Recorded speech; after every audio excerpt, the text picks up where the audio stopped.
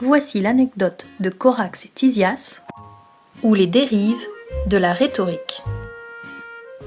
L'histoire de Corax et Tisias, probablement légendaire, se trouve sous la plume de certains auteurs grecs ou romains.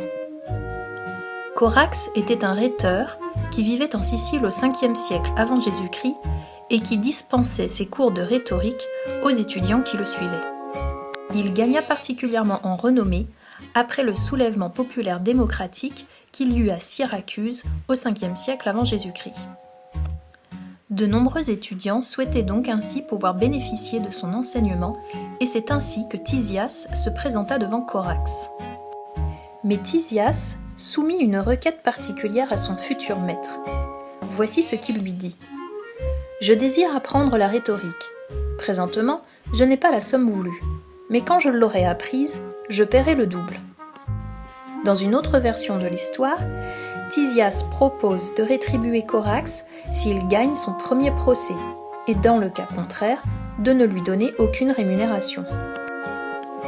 Quelles que soient les versions de l'histoire, les deux hommes, maître et élève, se mettent d'accord sur les termes du marché. Et Tisias commence donc à suivre les cours de Corax et à apprendre les grands principes de la rhétorique. Mais c'est alors qu'à la fin de ses études, Tisias refuse de payer son maître Corax. Corax souhaite alors intenter un procès à Tisias pour l'obliger à payer. Chacun d'eux devra donc défendre le bien fondé de sa requête. Tisias le premier avance ses arguments et annonce à Corax que dans tous les cas, il ne paiera pas. En effet, si les juges donnent raison à Tisias, il n'a pas à payer.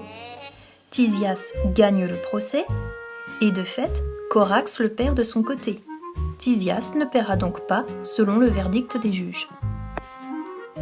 D'un autre côté, si les juges donnent tort à Tisias et qu'on l'oblige à payer, cela signifiera que Tisias perd son premier procès, donc que Corax est un mauvais maître, que son enseignement n'est pas suffisant. Ainsi, Tisias ne paiera pas, comme convenu entre eux au début de leur marché.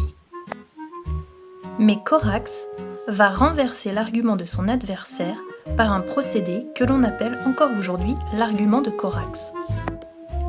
Si les juges donnent tort à Corax, c'est que Tisias aura convaincu les juges. Donc, c'est que l'enseignement de Corax aura porté ses fruits. Ainsi, Tisias devra payer. Voici une autre version des propos échangés entre les deux hommes. Tisias, si je te persuade d'accepter que je ne te donne pas de rétribution, de ce fait, je n'en donnerai pas.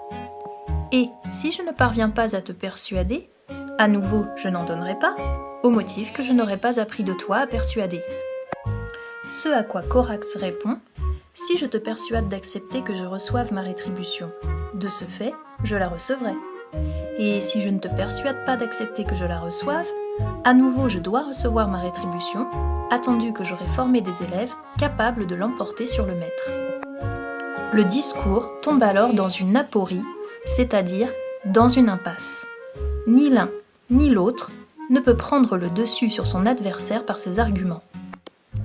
Quelle que soit la version de l'histoire, la morale est identique. À vilain corbeau, vilaine couvée.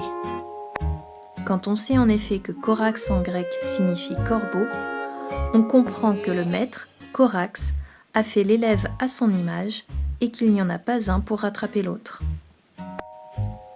Et l'on comprend mieux aussi les critiques des philosophes suivants, qui trouveront que cet art de la rhétorique est bien plus fait pour persuader que chercher la vérité.